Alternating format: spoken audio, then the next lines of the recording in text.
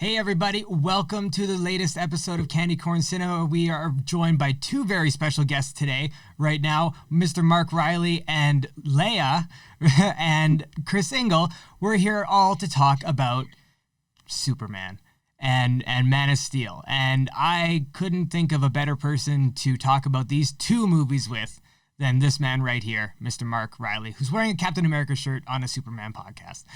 On the Superman podcast, I know. I realized I should have gotten it. And literally my Superman shirt, two of them are in the dirty laundry. And Leia, please get off my lap now. It's time to work. I love how Leia came in here for the intro of your podcast. So Mark, what do you think about pairing the two of these? Our kind of ethos here is pairing what is generally considered a rotten movie. This Man of Steel is rotten on Rotten Tomatoes, and the original 1978 Richard Donner Superman. I can't wait to do this. It's a perfect pairing. It's like a nice soft brie cheese with a Grenache, chilled slightly. They're wondering, you bite into that cheese and you sip on that Grenache red wine, and it's magical. I cannot believe Man of Steel is rotten, because in my opinion, we are going to talk about the two best Superman movies that are out there. I agree, Chris Ingle. What are your thoughts on these two movies before we jump into them? Just right off, I'll tell you, I think in my personal opinion, their rankings are flipped because I really love Man of Steel. And while I have a heart for 78 Superman, I kind of think the age has not been the kindest to it. So I'm a little flipped on it. Oh, interesting. Well, we'll get in. Get into that right away here then, because the way we like to start it off is we usually start it off with the oldest movie. So we'll start it off with the classic. And this classic is pretty neat because a little bit of trivia is it was shot in my backyard. I was born and raised in Alberta, Canada, and this was Smallville. At least the Smallville scenes were shot in kind of like little backyard spots, little farm spots in my backyard. And it's just really cool. Really cool seeing that kind of thing back in the 70s and stuff like that. But it's interesting. The similarities between these two movies start from the beginning with a 20-minute opening scene on Krypton. And I think that Marlon Brando, even though he's being fed his lines, is still Marlon frickin' Brando in this movie. And I think Jor-El is a standout of watching these two movies back to back. I think for me. What do you guys thoughts? There's a gravitas that Brando has that clearly is great here, except when he says the word Krypton. I love Krypton. So I'm like, no, it's Krypton. Krypton. It's two syllables. Krypton. Not Krypton. The planet Krypton. You know, the gravitas is real with Brando in the 78. I think it would have been even better if he would have gotten his wish and played it as a bagel. Or a green suitcase. I think, Brando was walking in with some crazy ideas, but I'm glad that Donner, who famously fought with him over this, was able to get a pretty straight-laced performance, because that's the Superman mythos. When Man of Steel starts on Krypton, and you have that shades and that echo of 78 Dawners where you start on Krypton, I think it just fits. It's the Superman origin. So I just love the different sides. But you said it. Both Jor-Els are the cathartic Obi-Wan teacher that will show up later, and I love that. The thing with the 78 that I get disappointed with kind of right out is that we don't get enough depth into this Krypton world that we're dealing with. I mean, we see this kind of snowy looking planet up against a big sun, and we come right to a trial, which I really like. We come right to a trial that plays absolutely no purpose in the first film, but it does open up immediately to the second, which I love when you pair. Little trivia is they shot them back to back too, right? Like they shot both. They planned these movies to be shot back to back. The original script was something like 500 pages, written by the Godfather screenwriter and novelist. So it's like Puzo. Mario Puzo. Yeah, Puzo wrote an epic of that script. Yeah, and apparently not a word survived. That's right. Mankiewicz really came in. Tom Mankiewicz is one of Donner's guys that ended up getting story consultant or something, when in reality he ended up chopping that thing up. And the Writers Guild wouldn't give him credit. Yeah. Writers Guild, right, because of all the guilds and all this stuff. But I will say though that there's a 3-hour cut of Superman the movie that fleshes out the Krypton sequence. So Chris, when you say maybe you feel like it goes a little fast, I could say, hey, watch the extended one. But I actually don't feel it being fast. I feel it's like the sci-fi movie of like it starts sci-fi, and I can't wait for to go into when we get to Smallville in 78's Superman, because it becomes a Norman Rockwell painting, and that's Donner saying it, and then the third part of the movie becoming Metropolis and the comic book. That's where my issues with the pacing, the Krypton sequence in 78. Yeah, that's where my issues with the pacing end up showing up. Is the Smallville when compared to Man of Steel. We'll get to that eventually, but I love the design of Krypton in this, like the crystals. Like I love the crystal star. Like the ship is like basically like a star. Like it is like an actual star that comes down, and it's really out there, and I love the fact that the costumes, other than the fact that it didn't film very well because it underexposed their faces a lot of the time, right, with the really bright shiny 3M costumes, but that was like that was front projection screen. That's all that was they realized that shining a light on front projection screen caused it to glow this really bright light, so they snipped up a bunch of pieces and glued it to the coats and made these really funky costumes that glue these really weird effervescent color, and it was like, that's pretty ingenious for 78. Yeah, I like that. Learn something new every day. I had no idea. Yeah, I love that goes into the look of it. And it's, call it nostalgia, call it whatever. It sticks with me. Yeah. I mean, it's beautiful. And then his mother, I wanted more of his mother too. Because you have in both of these films, both of these mothers have some important moments here where they're just holding their kid, and that's that hesitation, that motherly love that is existent, that you're like, how do I give up my child? I can't give up my child, but I have to give up my child. I know what's at stake here. And she does it. Laura in Man of Steel does it. And I really love it. And it really actually kind of gives this feeling of love for Clark, even though he may not know it, when he eventually comes across, Martha Kent. And that love, that in reality, this is a character that has been loved from the beginning. He's not just this orphan exile. He's been loved from the start. Yeah. And in Man of Steel, I think Man of Steel especially, we get that with the idea of him being the first natural birth. That's right. I love that they do go into that in Man of Steel, that they add more mythology to it to probably give you a little bit more Krypton stuff for you, Chris, which I assume you like in Man of Steel. When you're saying that you like Man of Steel actually over 78's, which I think my complete and utter bias will never let me do, to put Man of Steel over Superman 78. But I think that's what's special about it, is that it's a good call. I like the idea of Clark Kent or Kal-El being loved and not having enough time with his parents on Krypton because of, everything that we obviously knows will happen, but that he is sent to Earth and is immediately picked up and loved. And that is either coincidence or divine intervention or just something coincidental. We've played in that world of, what if Kal-El landed in the hands of a government, and Squadron Supreme, they do that on a Marvel line, where Hyperion is like the Superman version in that world, and he's raised by the government, and he's just evil. And I was thinking of Superman Red Sun. Well, there's Red Sun as well. Sun, yeah. Right? Soviet, I was going there, the Soviet era. Yeah, exactly. I was kind of leading there, and then, they have, like The Boys is even playing with the Homelander. Superman.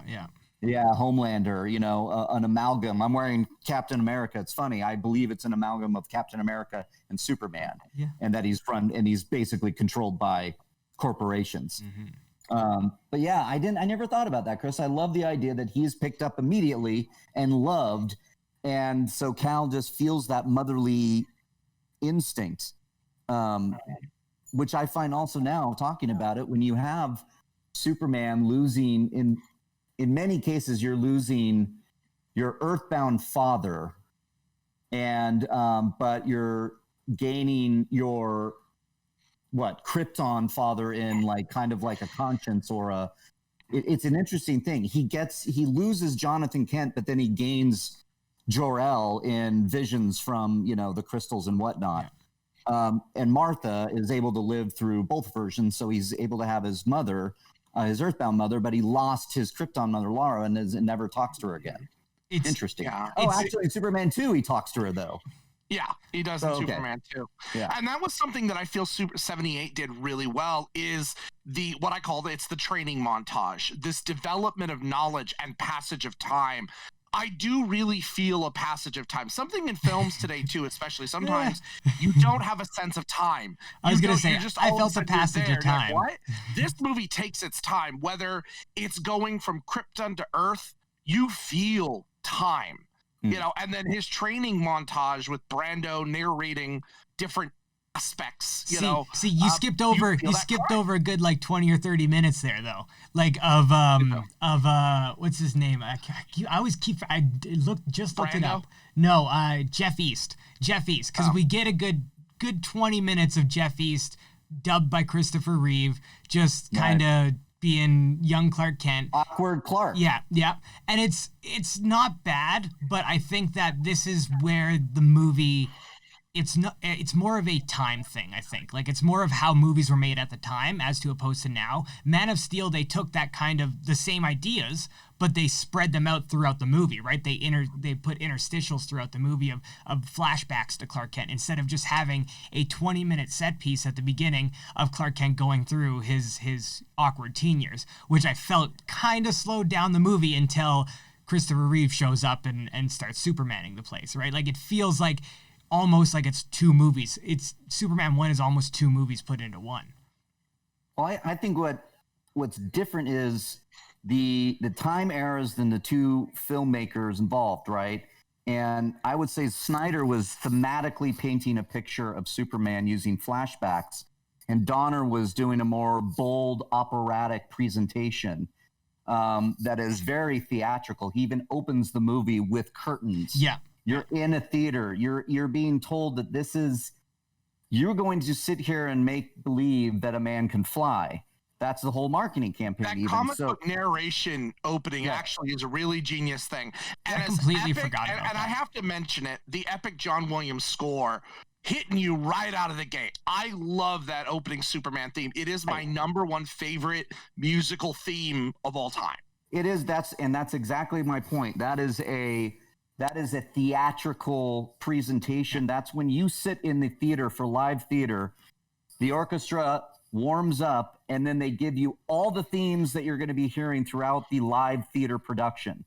And that Superman theme that Williams plays with the moving credits plays everything. The Superman theme, the love theme with Lois, it plays a little bit of the Krypton, and then you're deep in space going to the sci-fi part of the movie. So I think it's absolutely brilliant.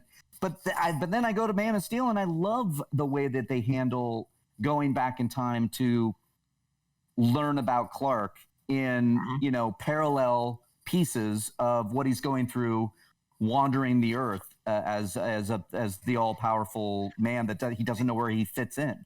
And with Man of Steel, we get a lot more of Jonathan Kent than we did in the first film, and I really appreciate that. I'm a huge fan of Kevin Costner as Pa Kent.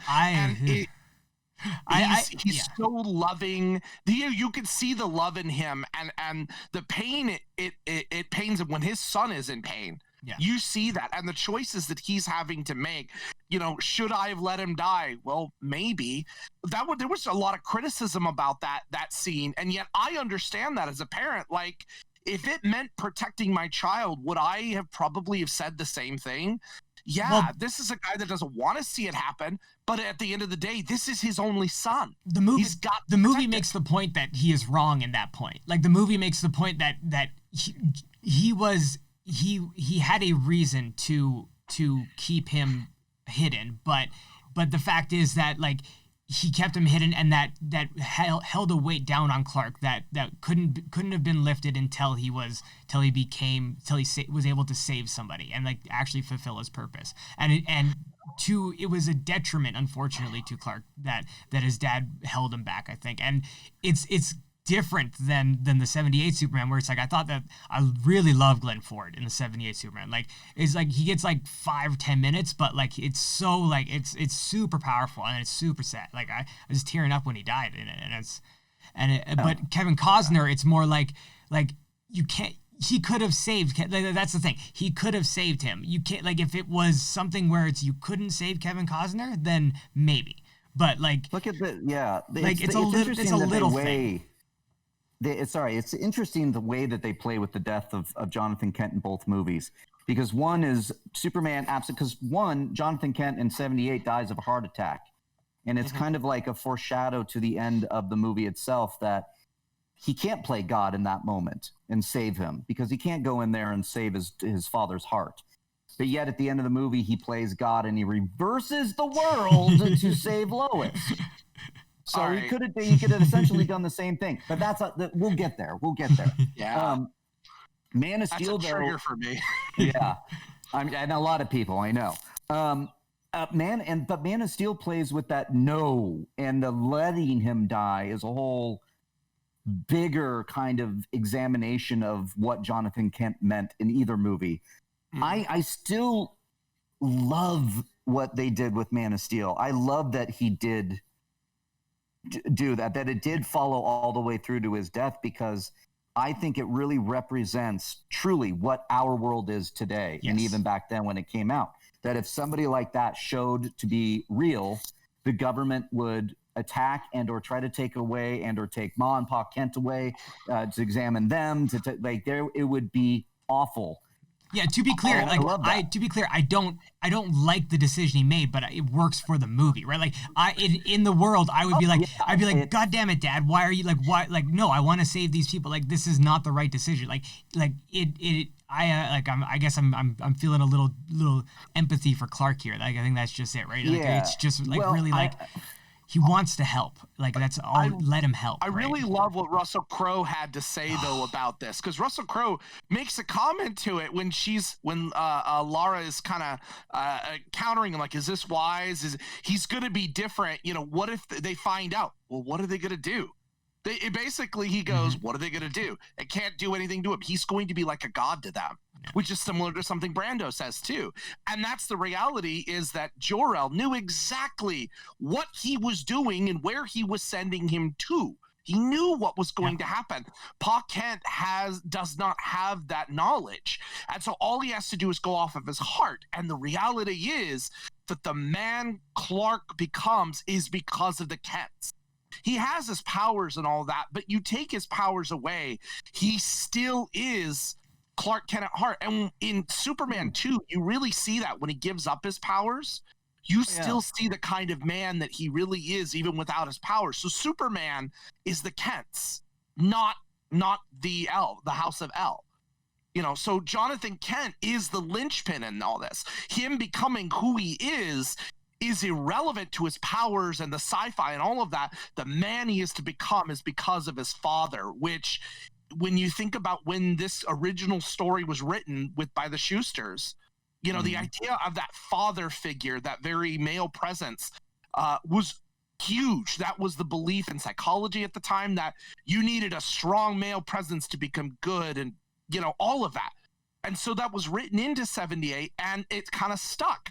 And it creates what Clark's character is.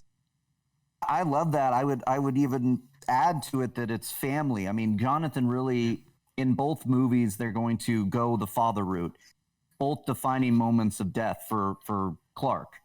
But that, you know, the mother angle that you yourself brought up, Chris, with that motherly love that is imprinted on him, Laura puts on him when puts in the spaceship, is then kind of picked up and carried on. The baton is handed off in the death with Ma Kent. Diane Lane and I can't recall the actress for 78. I wrote it down. Oh no, I didn't. Wait, did I? Less so in 78. Phyllis Thaxter.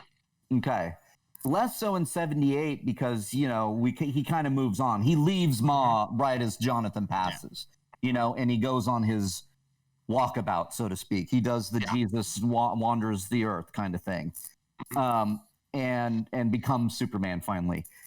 But he is, even through the death of Pa, Ma is there to continue the nurturing, to continue him to have those foundations as, you know, fighting for truth, justice, and the American way, I think, you know, because I love it in 78 that he's still sending money back to his good, let me guess, Lois makes fun of him. Let me guess, a silver-haired woman, you know, Ma. A gray-haired woman, well, she's silver, actually. Well, she's silver, actually, right. Yeah, reverse that.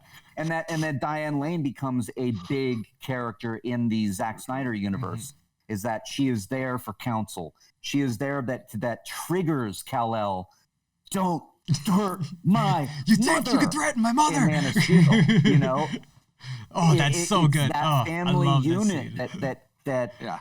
continues after the death of Jonathan. But I still don't understand, and I'll say this for the death of Jonathan Kent on the Man of Steel side of things, because it really upset some people. People didn't really like that interpretation.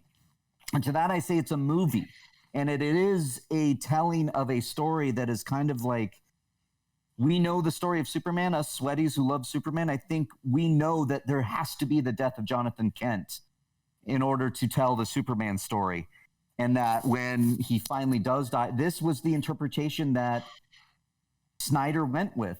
And so I think of like Force Center, Ken Knapsack and Joseph Scrimshaw, who say engage with the story presented to you. That's one of my favorite things that Joseph says, and that's basically that's how I live my movie life. That's why I like so many movies, because I engage with the story that's presented to me. Correct. It just that's I don't bring in anything if I can. Stories. Yeah. It will play when we get there with Man of Steel. Yeah. The killing of Zod, engaging with the story presented to you can work even outside of Star Wars. Because I never did understand. It was like, no, that's not my Superman. You know, all across the board with what Man of Steel was doing was that, nope, that's not my Superman. Superman doesn't do this. Superman doesn't do that. And I'm sitting here watching it, so engaged with the story because I'm tracking what it is, why Jonathan Kent was important, why that Jonathan Kent death and the presentation of being out in the world to Superman means something for Zod coming in, and why it leads to the death of Zod, that Kal-El decides that I have to kill this person, the last of my kind, because I believe that I was put here for a reason, and Jonathan Kent was the reason for that. A big reason for me. That's way... Man of Steel's... we'll get to it, but I think the third act's way more powerful than the third act of 78 Superman. When we get to the end of there. And I think I might agree with you. I think, it's, you know, they're very different. Yeah. After we get the introduction of Superman, we know after the training has happened, we now are to essentially what is supposed to be modern day, whether you're 78 or, you know, we're right there. This is kind of where it diverges. 78 takes its time to show us a lot more of Clark Kent, the unassuming man, the Clark Kent that we know that is, you know, the mild-mannered reporter from the Daily Planet, while Man of Steel, we don't get that time. In fact, we're not even introduced until mild-mannered Clark until the very, very, very, very end of the film. Yeah. In fact, we get a lot more relationship development between, let's face it, Kal-El and Lois, which was actually something interesting. When I first saw Man of Steel, I was not happy that she found out who he was right away, because I'm like, that's the biggest joke in comic book history, is that Lois is an idiot. You know, they didn't play that. They went with it right away, which is something I love. They developed that relationship right away to where he's not alone. He has somebody with him, and it makes that connection more logical.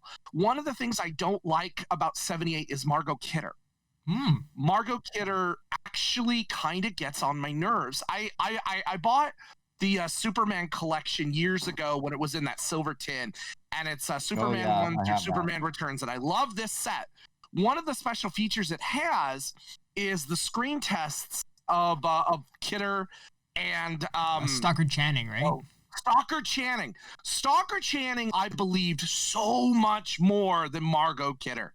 Really? Margot Kidder in this movie, every time she's with Superman, she immediately becomes the damsel in distress. There's no development to her at all, or reason why Clark Superman should fall in love with her. It makes so much more sense in Man of Steel, this connection, when you build that right away. Something 78 does. And that whole flying sequence that they do, as magical and as memorable as it is for so many people, is ridiculous to me. Oh yeah, God! The whole flying sequence is ridiculous. I don't know if Stockard Channing would have changed that. I think that might actually just be a byproduct of the time. Like, we're talking like an early 70s kind of like modern day superhero thing. This wasn't like Star Wars where it's outer space where Leia can be like an actual hero, right? Like, this is a little more like closer to like status quo type stuff. So I can see how that might have hindered Lois's character. But I mean, when we're introduced to her, like I noted this when we were introduced to her, the Daily Planet. There's 2 T's in bloodletting. How do you spell massacre? 1 P in rapist. Can't spell. Like the content of the articles. That's Lois. That's a big thing that she does. The content of the articles is what got me. And then like she talks to Perry. She's like, remember I did that one on sex and drug orgies in the senior home? Like, it's just like these little like lines that they throw in the 78 Superman, which is very. That's the other thing that I notice is like it's very incongruous. Like, there's parts where it's like it's very Cold War-ish. It's like Batman. It's like there's like Batman 66. There's like weird campiness, but seriousness at the same time. You also got to consider that musical suite that John Williams wrote in that scene was also created to be a pop song. That was created to be put out on the radio because it's this thing that they were going to do. This corporate synergy, and it's very 70s. Yeah. You know, we're in the disco era here. We're in this kind of this So you know, connecting it to last week, the original composer was supposed to be Jerry Goldsmith, who had started work on it.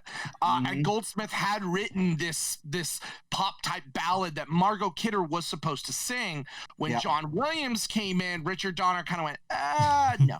And swept it away and let Williams. And that is for the better. I am so glad that was done. But for me, like, this whole thing when he takes her flying, I always like the idea of taking Lois flying. There's an intimate moment there. That's not a problem. It's the execution of it. And whether you want, part of it is, unfortunately, it being almost 40 years old, it hasn't aged well in terms of the flying effects, especially when he's flying with her. It does not look good at all. And I watched the remaster of it. It doesn't look good, unfortunately. You don't believe a man can fly? Not after that. I mean, compared to some of the... What is this? What is this with the fingertips? I'm like, what is going on here? I've never, ever seen another version of Superman ever do that. He's always kind of carried her, or she's got her, there's a closeness to it. What is this? That is so stupid, and romance. I know it's science fiction. But I've sat there going, is the physics of this possible? Why isn't the dress waving? I sat there taken out of it because, to me, for what they're presenting, I didn't buy it. I don't buy their chemistry and their relationship. I wonder if it's maybe because you're not a huge... Is that because you're not a huge fan of the movie that maybe that sticks out a little more? Because I noticed something like that in Spider-Man... which is it? It's Spider-Man 3, I think, where Kirsten Dunst is obvious. She's swinging with a mannequin of Spider-Man, and her hair is going the wrong way. Like, she's swinging, but her hair is blowing the wrong direction. And it's just like, it's something that you would just never notice unless you don't like the movie, right? Like, you're paying attention, you're looking for things you don't like. But like, it's not that that's like super particular, because it's like, it's definitely weird. I noticed it. If I was around in 1978. If I was around in 1978 and I would watch this and I'd never seen anything like this before, I'm sure I would have been enamored by it. I'm sure I would have looked and went, wow, this is amazing. I might have still called out their chemistry, because their chemistry still does not feel gelled well enough. And mind you, it's not Christopher Reeve. Christopher Reeve, it's Margot Kidder to me. I'm sorry. Oh, boy. This is like, see, it really is. I was there in 78. I was around to experience it like this. So it does land with me differently. But I can understand. I can understand the datedness of Superman 78. And it goes back to my previous point. operatic presentation of the story of Superman is even more illustrated, in my opinion, when it comes to the romance between Lois and Superman in that very highly stylized musical. Started as a pop culture song at one point, continues with Lois actually now saying the lyrics instead of singing them, which was adding to the kind of awkwardness of it. Oh, that's what that was. Okay, I'm like that's okay. That was like the poem. poem. I thought it was like a poem. I thought it's like a poem or something. Him, okay. And his mind reading ability, because in the comics he does actually have mind reading abilities. He's got every ability. This is more about Lois at that point. I thought that's what it was he was hearing her thoughts. Yeah, no, I really do think that's the moment. That's the love story. That's the big sweeping. That's what you're getting your boyfriend to get the girlfriend in there, to watch this movie with them. See Lois Lane. And then for me, though, Lois Lane, Margot Kidder's performance is the quintessential Lois Lane. Nobody's been able to touch her because I adore her so much. The chemistry between those two, for me, is out of this world. I cannot see another Lois Lane in my mind. In terms of film, I'll give you that. I think there have been better TV ones.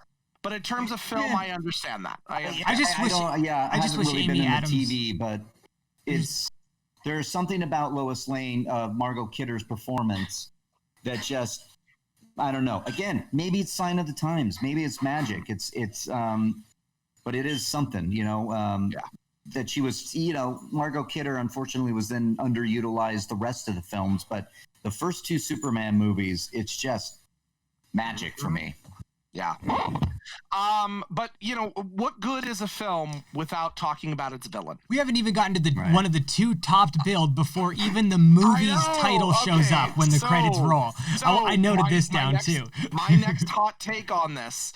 Gene Hackman as Lex Luthor, as megalomaniacal as he comes across, and he very much is representative of pre-80s Lex Luthor, who was just this mad genius. I don't like Gene Hackman as Lex Luthor.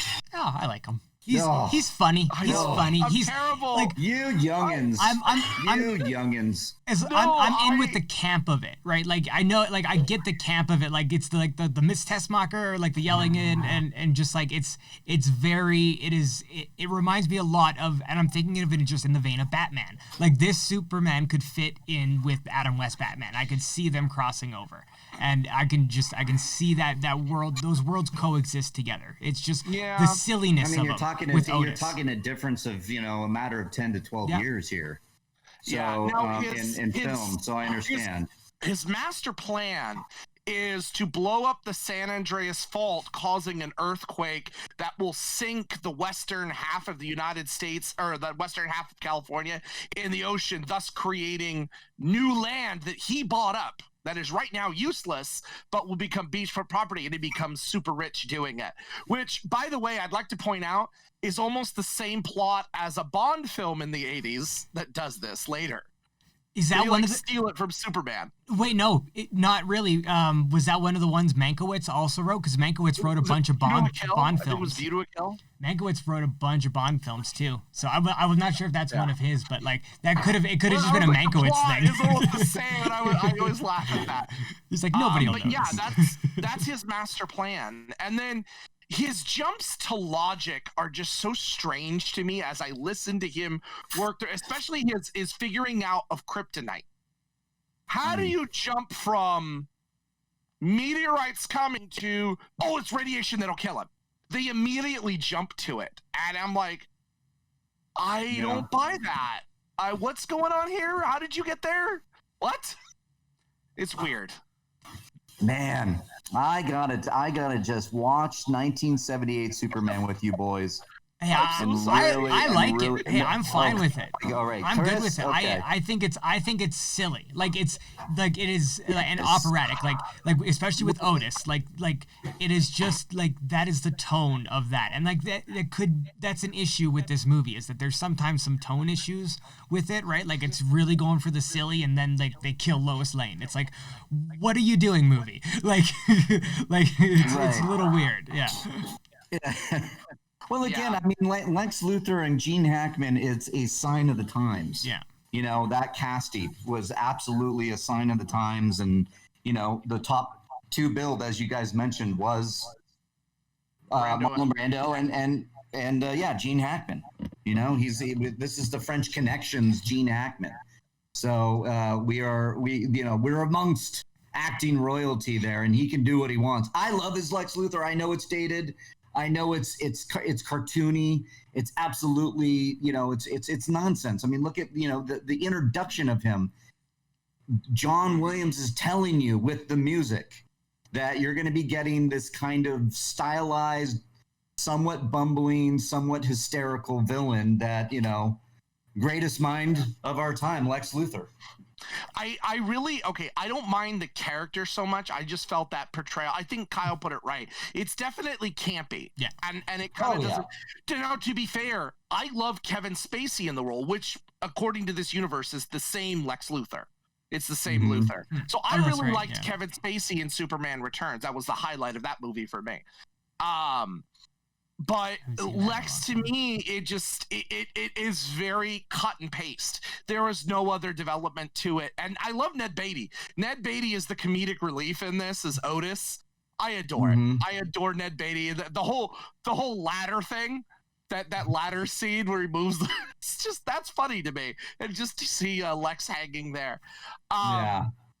You know, but it doesn't really build up to this too, where Lex is your arch enemy. This is the guy who is supposed to be your foil in the mythology. This is it. This is your Moriarty, you know?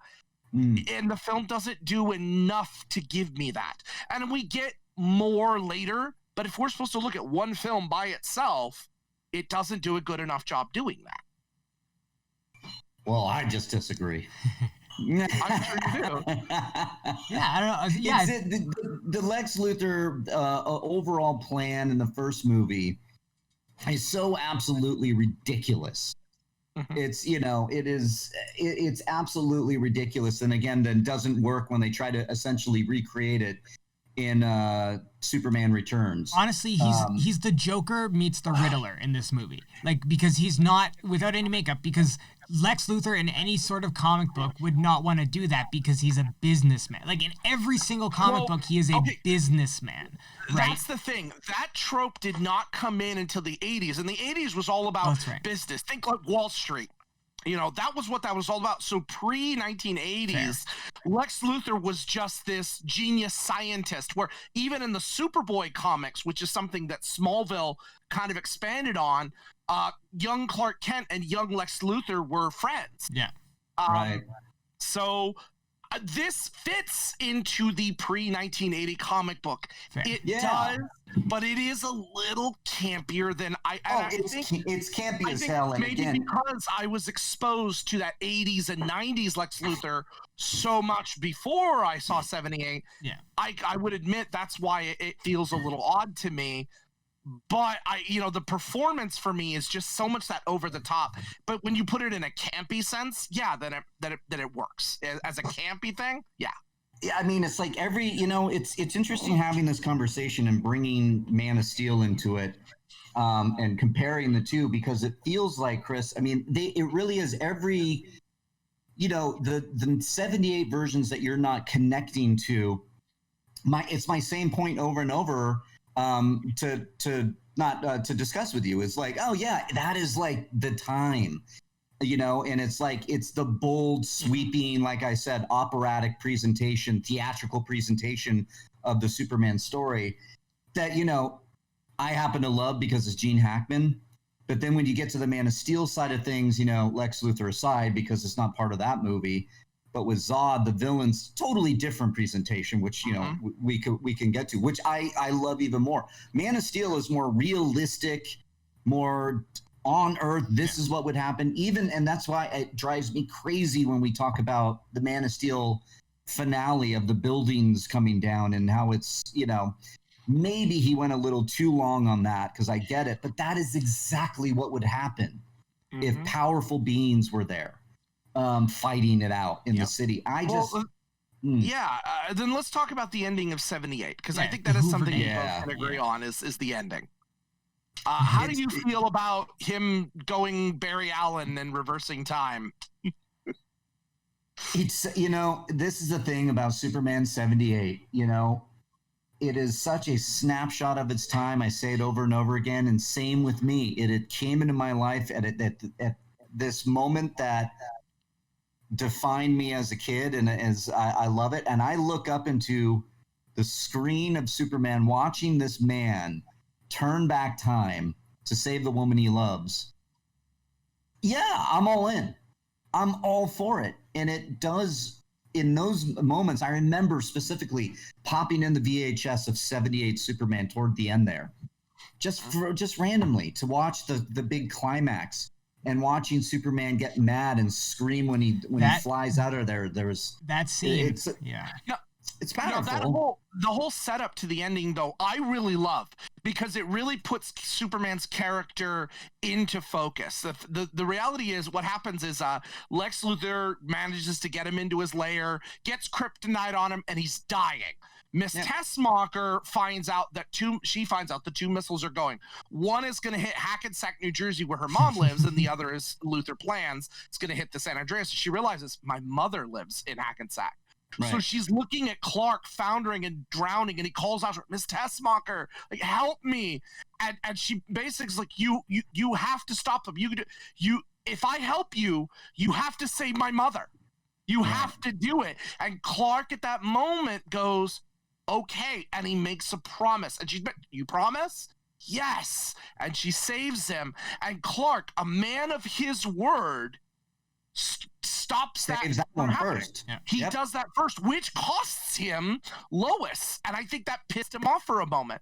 Doing the right thing cost him. And I really do, other than the fact that from an effects standpoint, 100% dated. You can tell the collapsing and it's all models, and there's some good shots. There's some good shots and there's some bad shots. Like there's a couple of really good shots in there, but there's a couple ones that are clear model shots just because the lighting is just a little too bright. I was like, but I really love, like, Jimmy Olsen nearly falling off the Hoover Dam and him saving him, and him. I love that whole sequence of him trying to do his best. Even the San Andreas fall, I don't know exactly what he did to save the day.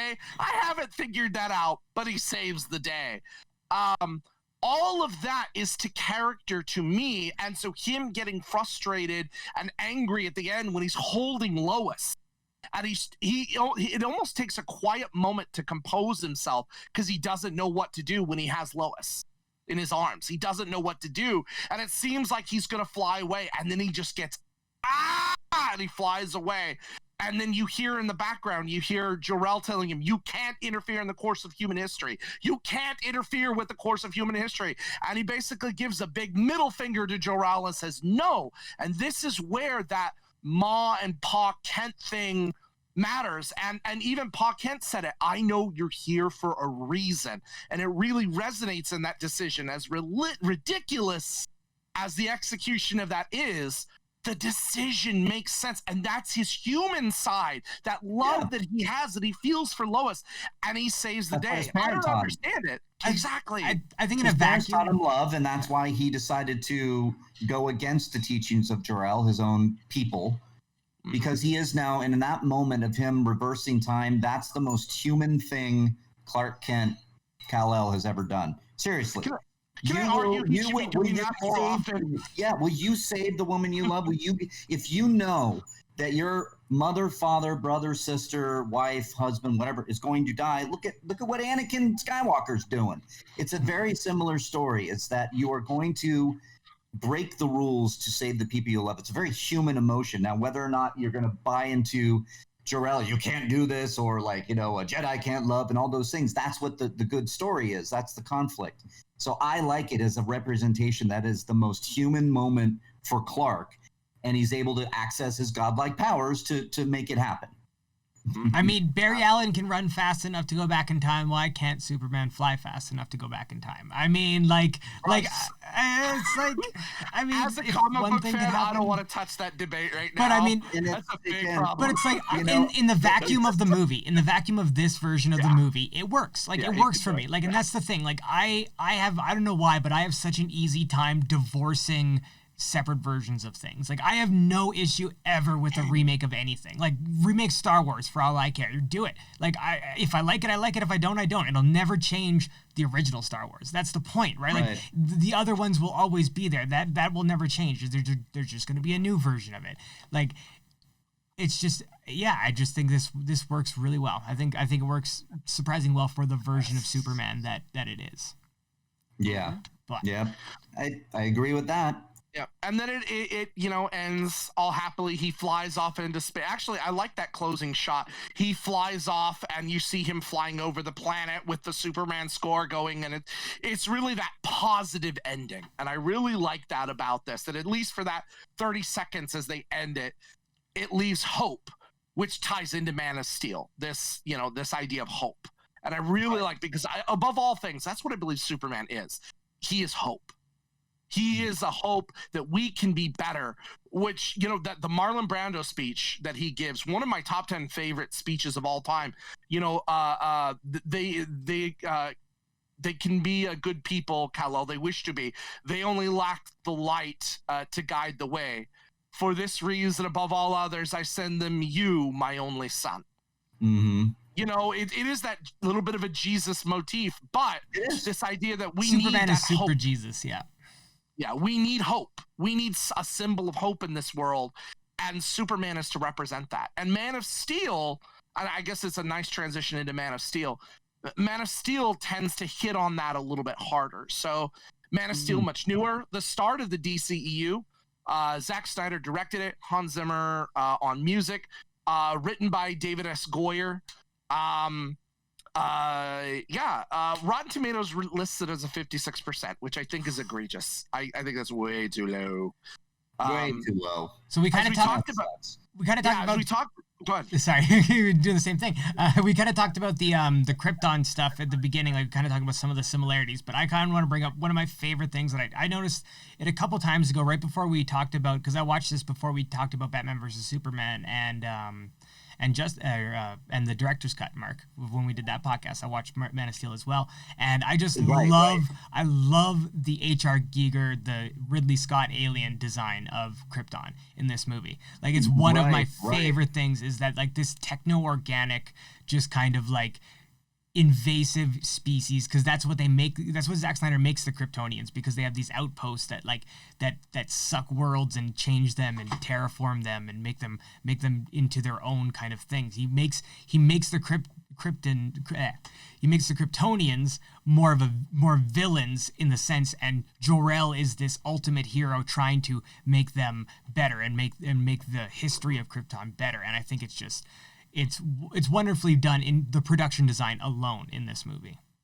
Starting from right beginning. Yeah, and then it is. I love it. Yeah. Setting us up with this understanding of Kryptonian society and how it works was genius. This idea that it really is, I hate to use this word, but it's this eugenic society. Mm-hmm. Every child is genetically bred to do a specific job for a specific family, and it's predetermined, and you have no control over what you're sent to do, which is how the embodiment of Zod is. Zod is perfectly that way. He even says that I was bred to protect Krypton. So when you put it in the context of the film, in the context in Zod's actions, what Zod does until he loses the whole plan collapses, everything collapses. It makes sense for Zod. Zod is trying to protect his people. He is doing exactly what Krypton made him to do. So in that essence, he's not the villain. To me, he's not. But what's happening is, of course, they have Jor-El and Lara have a natural birth. They have a boy child. They have a child. They have a boy child. A boy child. Yeah. I love that. I just love the line, the boy child. Like, it always sticks out to me. It's like, we had a boy child. Yeah. It's like, what? And then Jor-El is in with the council, and he says, give me the codex, which is basically this database. I call it a database. That's very much what it is, with all DNA possibilities and structures for Kryptonians. It essentially is Kryptonian life, this codex. And they won't give it to him, but then Zod breaks in and starts a coup and says, we're taking over to protect Krypton from you, the bureaucrat. And whoa, Michael what's going Shannon. on? Michael Shannon as Zod. So good. Yeah. So good. He is phenomenal in that. You're bringing in all the mythology that they're setting up for this. That was one of my, when the Superman movie, when Man of Steel started, and here's, this guy who grew up with the 78 version and is like, oh, the remake of Superman, oh my God, here we go. And Zack Snyder, oh my God. And Hans Zimmer's score starts playing at the birth of Kal-El, and I was immediately transfixed. I was in awe. I was what you're talking about, Kyle, with like the kind of the Geiger designs, inspiration, the very alien feel. Oh man, I loved it. I was like, I'm in. And I love that it's the idea that he is of free will. He is of free thinking because he is the natural birth. And so his future is not predetermined yet, which then leads to Earth. Yeah, this version of Jor-El definitely is much less. In other versions, including TV, comics, Jor-El actually is kind of viewed a bit of as an antagonist. Even though he saved his son and set these actions in motion, he's viewed a little antagonistically, where Clark resists him. And we see that obviously by the end of Superman 78. He resists those teachings. Right. Here, this is a guy, and he states it multiple times, that he wants to be the bridge between peoples, where Krypton needs to move forward, and the people of Earth can be that bridge. It can be that. And his son, being a natural-born son, raised by these people, can be that bridge to help Krypton grow and to revitalize what Krypton is. And I really like that aspect. This is a guy who also, just like Zod, is trying to save his people as best he can. And I adore that. And this is a guy who will defend it to the end. I absolutely love the action sequences with him, where he's diving into the pools, or he puts the armor on, and like, he's a full-on hero. He's a full-on hero. He's a hero. Exactly. Oh yeah. He's that whole sequence, that whole, like, I love a good, like, where we the audience knows, if you're a Superman fan, maybe even a casual fan, you're on Krypton right now, you're getting a whole big action part to start this, and you're like, we're not even on Earth yet. This is rad. I just love that. And it takes the same amount of time as the 78 Superman. Like, it's pretty much exact. Really? Yeah, it's I think 20 and 23 minutes is the count that I Wow. Okay, that's really cool. And I wonder if that's a little nod of inspiration from Snyder to Donner. I 100% think it is, because if you see when Jor-El is explaining to Lara about the ship that's going, it is a star. It looks like the 78 Superman star. It's like really like the pointy starship that's going into there. So I think it's like and the council, because we had that council in 78 Superman 2, but this is way more fleshed out. Like, with the time that like he was able to do, he was able to flesh out this Kryptonian society a little more than Donner was able to in the same amount of time. Mm-hmm. Yeah, it's a great job. I love this. I gotta feel I understood a little more of what Krypton is about just by expanding this. And even if some of this were original ideas, which I don't know whether it is or isn't compared to certain comics, I love it. I adore this. This makes sense. It gives Jor-El's decisions and Zod's decisions brevity. It gives it understanding. And now I sympathize with my villain and the actions that they're doing. I know the motivation. It's not just evil for the sake of evil. He's doing it for what he believes are the right reasons. And we as the audience know what those reasons are. And it totally adds up to me. Yeah. And then once he gets to Earth, they stop this linear progression that's happening, and we start this jumping around in time, which I like. Yeah. I really like that. I really like it too. I think it gets to, you kind of have your preconceived notions on what a Superman movie is going to be like, and especially how it starts on Krypton. You think you're now going to have the, like you said, Chris, a linear progression.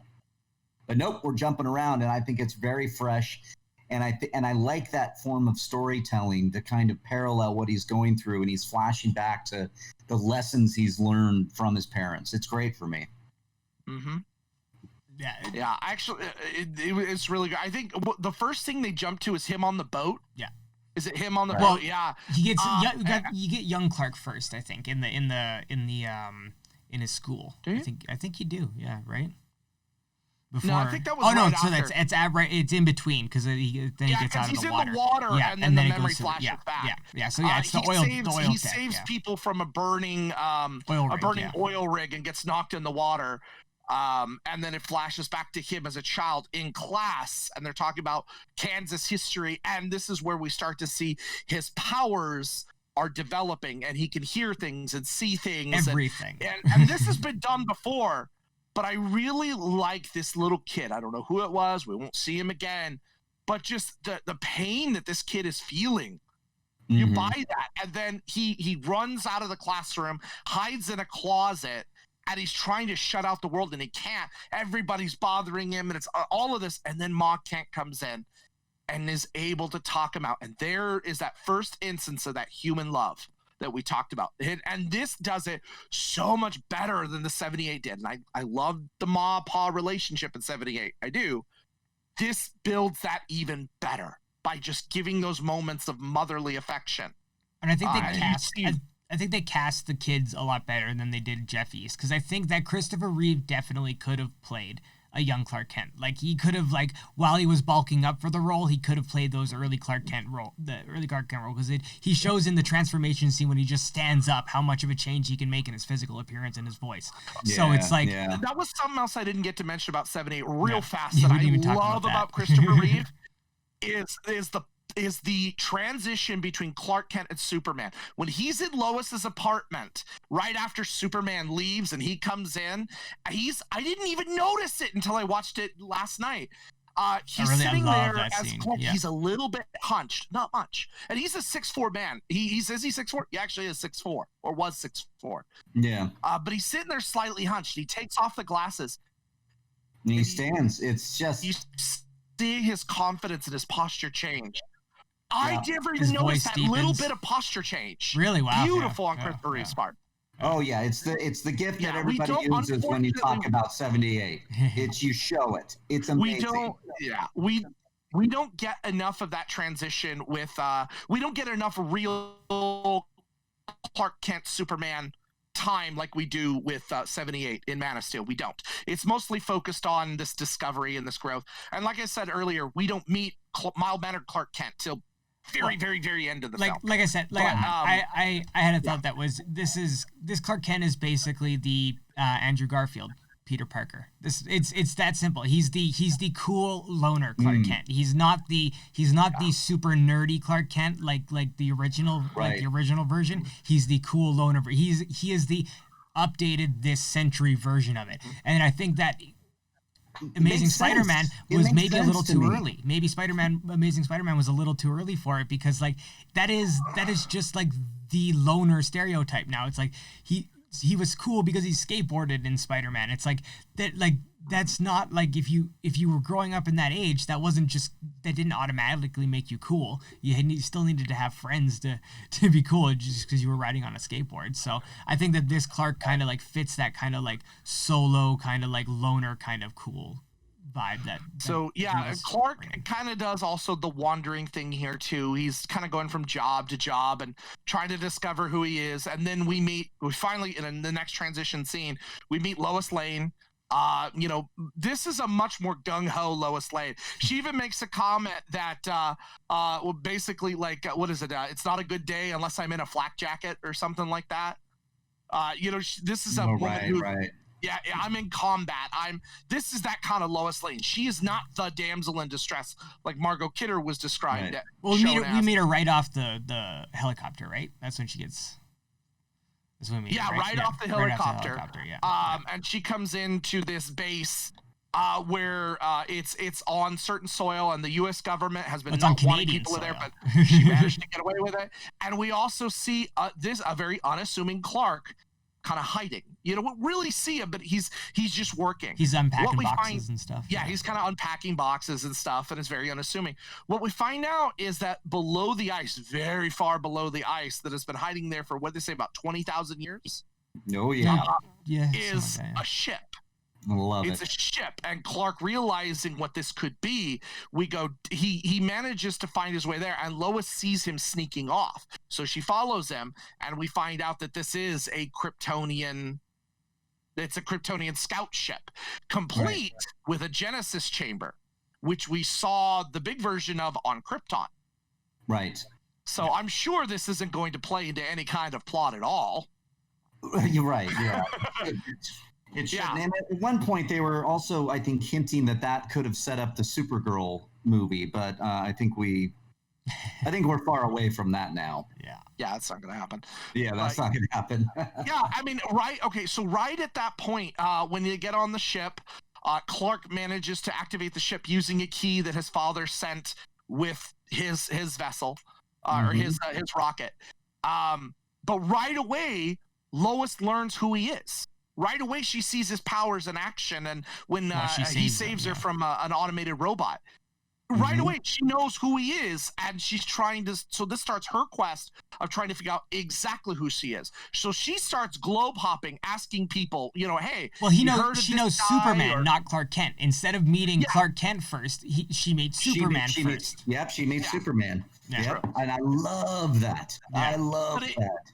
It really starts to develop this relationship, though, because it's in the middle Superman. This is not the full Superman yet. He still doesn't even have a full understanding of his powers. Yeah, well, he just started. When he talks to when he finally talks to Jor-El, when he finally puts his key in, and he talks to him, and Jor-El gives him the actual inspiration to help and save people that his father wasn't able to, right, at for whatever reason. Then I love the flight effect, because this is right when we get into him starting to jump and leap tall buildings in a single bound in the first few steps, and then just the way Zack Snyder shoots the flight in this movie. I love the little bit of shake and judder that he adds to the camera when it's close, and then when he bursts into space, it's completely still. Right? It's he knows exactly what to put in it, and I think that he's a really, really talented director, and I think that it works really well in this. Yeah. But it's really, really, I can't say it enough. It's really, really good. These effects are so good. This makes me believe a man can fly. To me, in '78, what made me believe a man can fly is that John Williams score. That John Williams score. It's of course. The technology finally caught up with us, to make a man fly. So we got to, let's see, 78 Superman, the charming effects, I get it, but it's a good point, Chris. We were talking about Star Trek John Williams makes you believe a little bit more. We were talking about Star Trek last week. Noting visual effects in this film were done by Weta, MPC, and Double Negative, all coming together. And Weta, when you hear Weta, holy shit, these are the Lord of the Rings guys. I didn't realize they were that old. Wow. They know what they're doing. But yeah, so she finds her way back to Kansas and actually meets up with her mom and kind of calls him out after meeting Clark at the cemetery where he stands like a creepy stalker behind her, that's the creepiest looking, he stands like his head's crooked and he's standing creepy behind her. It's dude, that Zack Snyder really wanted to make this a horror movie, and that I love it. That's even more evident with Zod's message. He is creepy stalker boy. That's his Superman Returns little nod, to creepy Superman stalking boy. In activating the ship that he did, it sent a beacon out, and Zod's ship responds because they were on a prison ship. Zod and his people were punished for their actions. Their coup was stopped, and they were put in stasis for what they said were going to be 33 cycles of basically prison. But when Krypton blew up, it disrupted that. And so they were trapped up there. And so they have been basically system hopping with their ship, trying to find any kind of Kryptonian life. And they've been gathering up resources and a world engine, which is, going to be used at the end of this film, or towards the end of this film. They've been gathering up everything. And when they receive the signal, it leads them straight to Clark. And this is what actually sets off the U.S. government. Because Zod sends out a signal going, I know who you are. I know where you are. Here's the deal. You need to send him to me. The world doesn't know who he is yet. But he reveals himself to the U.S. government. The signal, I love. It's kind of a funny scene. They chain him up in chains and take him in and try to interrogate him. And it's kind of funny. I think even before, do you remember the poster that came out for Man of Steel at one point? He had the with cuffs on. Him in the handcuffs, and I loved that marketing. Yeah, I loved it because that's the theme. That's the theme. We're not going to trust this guy because of his powers and everything, and it's lunacy. We know that he's just gonna. And he does it. He stands up and walks up to the thing and talks to him there. Even before that, Zod's message when Zod's putting out this message to the people of Earth, like I love the look of it. Like it's like the static and the fact that they're wearing the flight suits at the time, so they're really, really messed up looking. It's very War of the Worlds. Like it's super Orson Welles, and I really love all the kind of like the nods and the throwbacks Zack Snyder puts in. No, it is. It's good stuff that I do really like. But our military types, this was something that I'm sad never got developed. We're introduced to the head of the military on this, which is Lieutenant General Kevin Swanwick, played by Henry Lennox. I love Henry Lennox. Apparently, they never went through with it. Apparently, if Snyder had his way, he was going to become the Martian Manhunter. I love that. I wish. I think we are getting the Snyder cut. I think we're going to get it in the Snyder cut. I think we're getting it in the Snyder cut. So we get him, and we're also introduced to another Superman standard, Dr. Emil Hamilton, played by Richard Schiff. I love Richard Schiff. I was a big West Wing fan, so I love Richard Schiff. But he plays Hamilton. And basically, Clark is interviewing Lois, or Lois is interviewing him. They're in containment, and they're being watched through a two-way mirror. And of course he can hear them and see everybody, and it freaks them out. And I love this. Cards on the table, gentlemen. And he breaks the bonds and he says, look, if I wanted to hurt you, I could have hurt you. I'm here to help. Right. I'm willing to do whatever I can, And even in the end of the film, he's calming because in the end, the government's still trying to find out where and who he is. And he's like, the general's like, I'm concerned about American interests. Is like, sir, I grew up in Kansas. Well, he throws a satellite. He throws a satellite in front of their car before he says that too. It's like it's another UAV drone. Uh-oh. Well, there was he throws another UAV drone in front of him. Well, Chris froze for a second here. Well, hopefully he comes he froze. back. Yeah. Oh yeah. But yeah, that scene is great when he puts the drone. Yeah. But so we're in the desert right before Clark decides he wants to go to the ship. He's actually gonna give himself up. He's gonna set himself in the ship. Lois Lane is wearing heels in the desert for some reason. I don't think Lois Lane would wear heels in the. I noticed that. I was like, that's a little strange.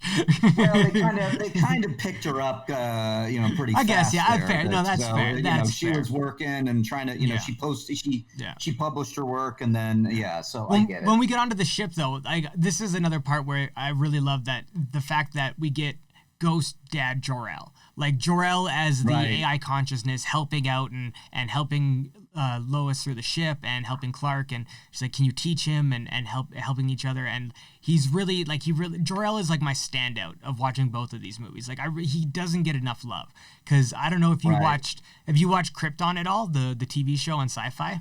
I never did watch it. I really enjoyed it. I really enjoyed it, but it's about his grandfather. It's about Superman's grandfather, so Jor-El's dad. It's like, oh man, Jor-El never gets any shine. I guess it's like he doesn't get like I'd actually love to see a Jor-El series. Jor-El series might be cool. He's alive.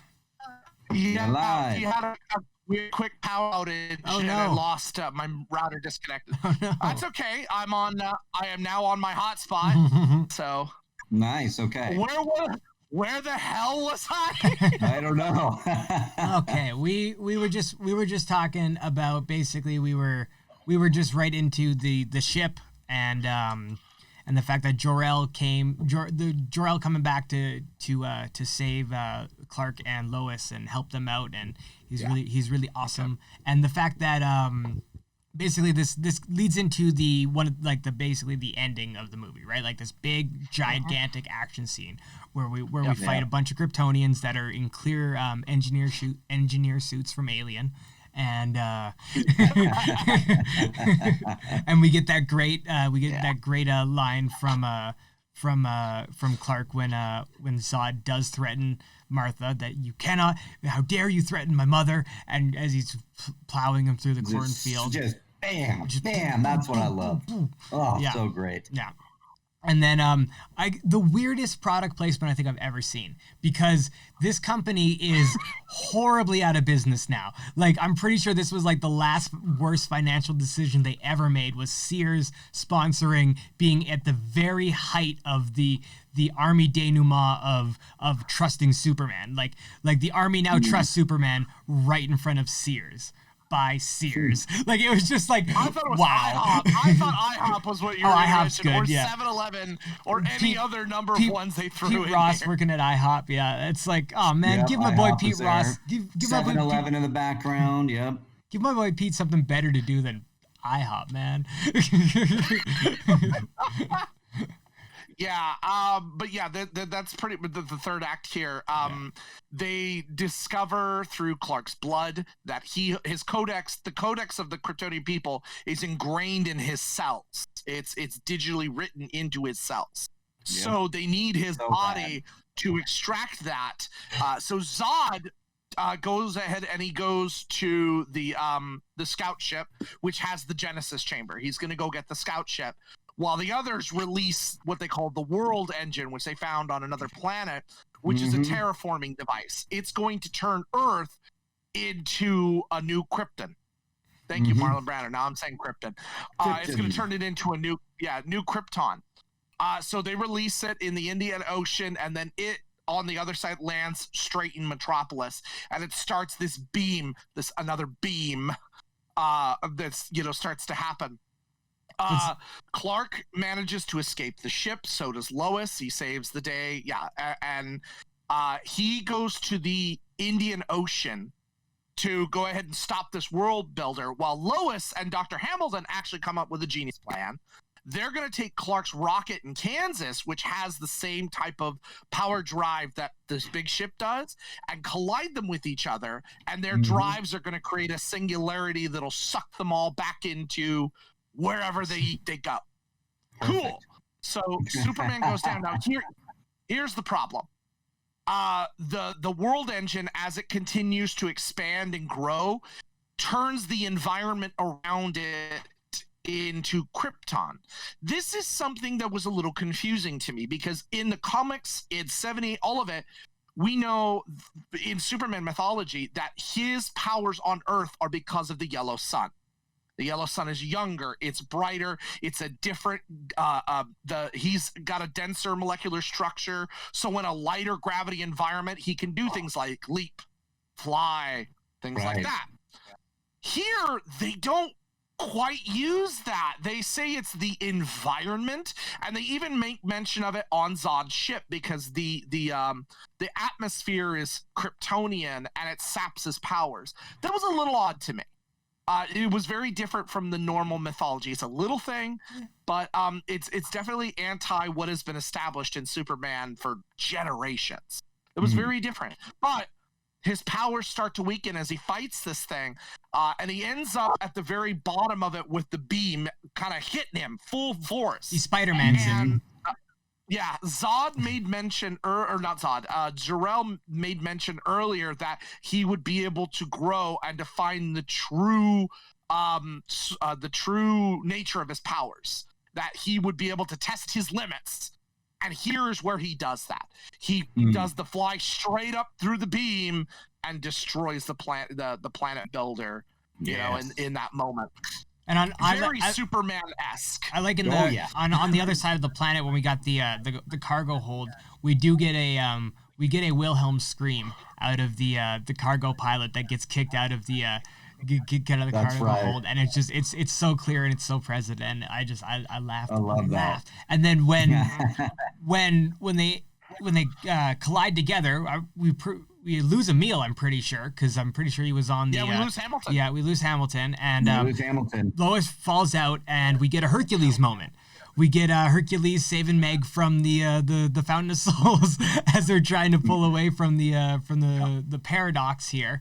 And but this leaves Zod. The problem is Clark at the last second, Zod catches up with the ship, and he's going to destroy the plane with the rocket in it. He's right behind it in the scout ship, and Clark comes in and just busts through the door, and which is a great moment. He says, if you do this, you will destroy Krypton.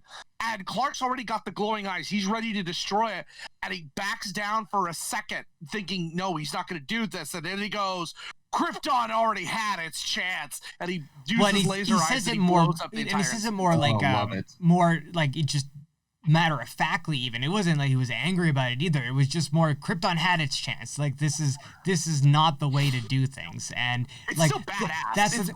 Definitely.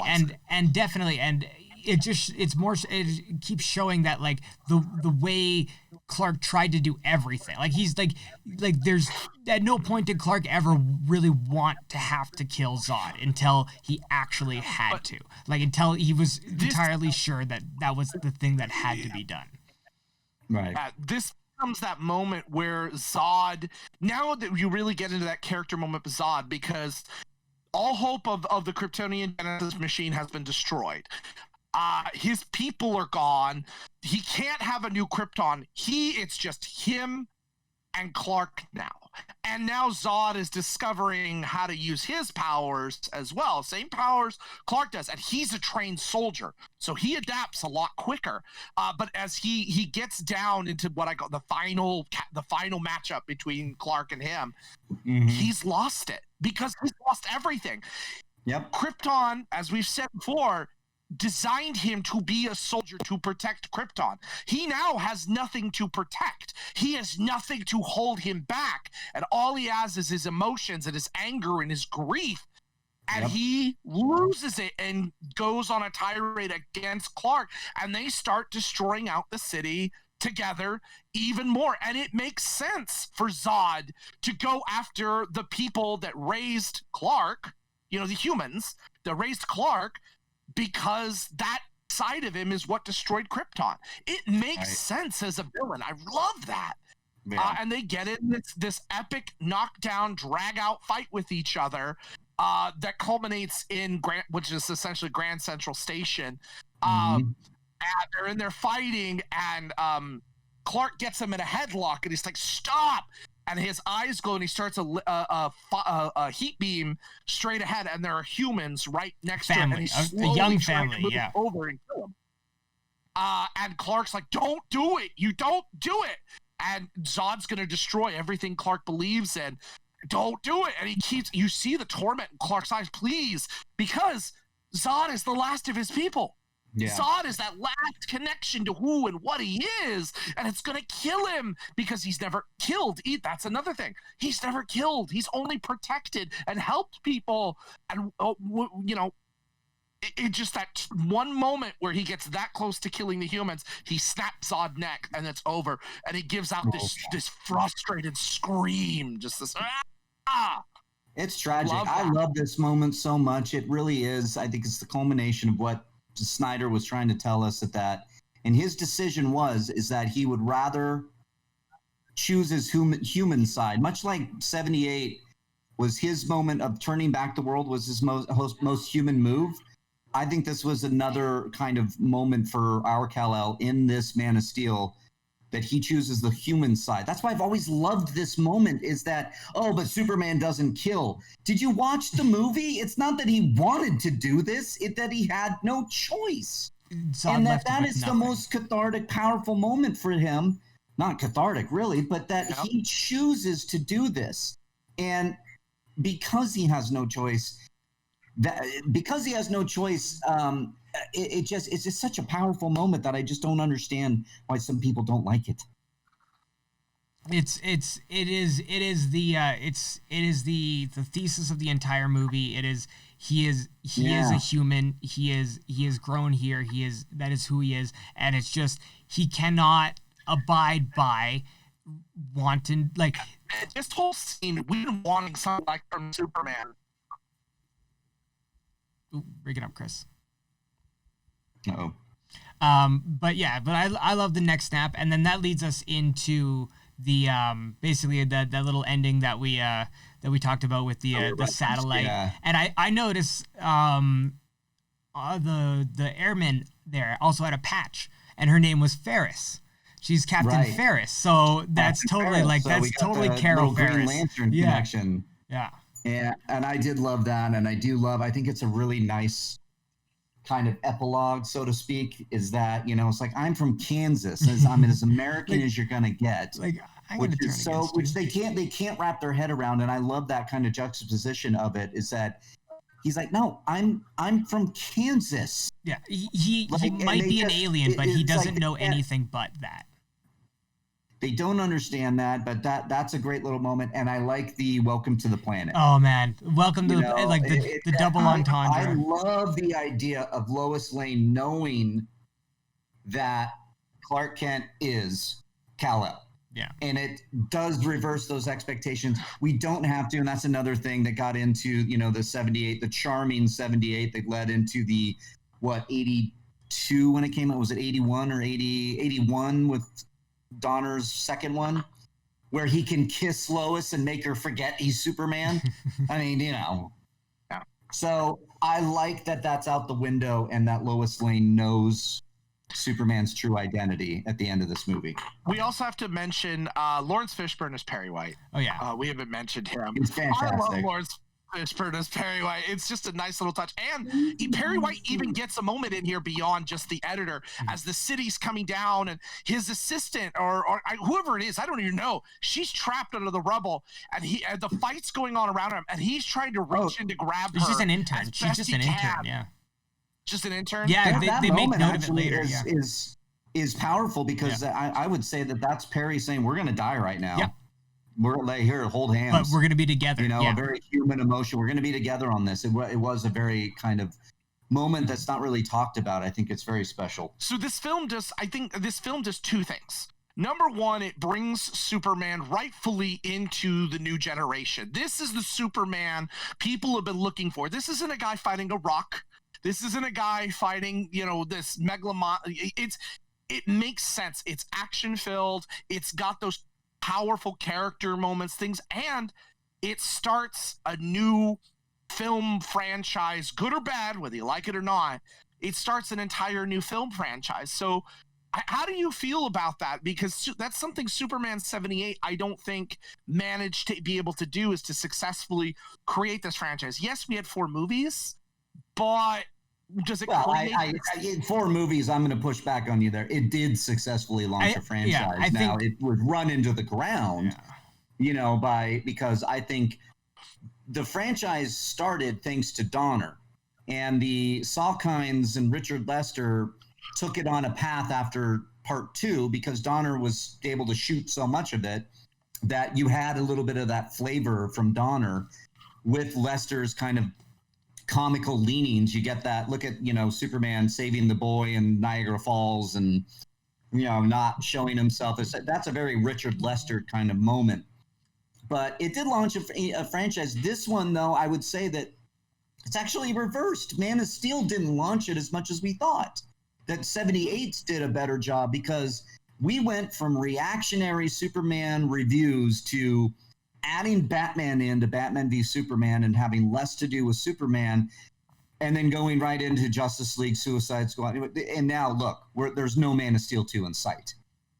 Yeah, so I feel like it actually... Yeah, the franchise it spawned is not that of a Superman. It is that of the DCEU, right? It's not a it wasn't a Superman franchise spawn, right? Yeah. Man of Steel launched to a better success. Wonder Woman, Aquaman, the DCEU, because of the movies that came out afterwards, and that Batman is just to be continuing to be their thing that they always rely on to hope to strike box office gold. So that's why I have Matt Reeves. This is kind of like a no-brainer. Superman's in limbo right now. Mm-hmm. So sucks. Yeah. So because Man on that, of Steel is fantastic. That's and I right. think if they had the balls, Warner Brothers, to look at the love that this movie has that they're, that we've gone through the origin of Superman, that you can now drop us into the world created by Snyder in Man of Steel 2 and have our hopeful Superman that he was setting up in Man of Steel.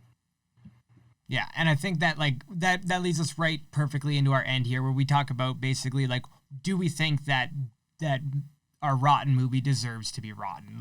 Is there reason for that, or is no? In this case, I think that this is very clearly a great movie in Superman and just in general. I think this is in general a great movie, a great look at the world post 9/11. That's another thing. It's this is a Superman post 9/11 in a world that is different than the 70s. That's the thing. That is different than the 90s, right? That is different than even I would say that Superman Returns is not a post 9/11 Superman. Even if it came after 9/11, it is still living in that pre-70s era. That's why it didn't land, I would say. It tried too hard to be the original, which it is, but it tried too hard. Yeah.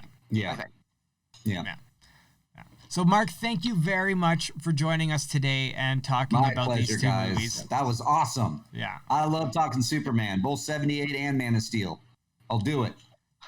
So, Kyle, do you know where we're going next week? I have an idea, but I have to pull it up because I don't have it. I think next week we've been looking at stuff that's gritty and dark and futuristic. I think we need to take a trip. I think we need to take a trip somewhere over the rainbow. Oh, look at that. So next week we're going to take a look at the classic 1930s Wizard of Oz, but we're going to put it up against the 1980 resurgence with Return to Oz. Oh, yeah. I love Return to Oz. This will be my first time seeing Return to Oz. Over the rainbow. Yeah. Nice. I'm excited for it. Anyway, thank you very much, Chris. Thank you very much, Mark. Everybody have a great day.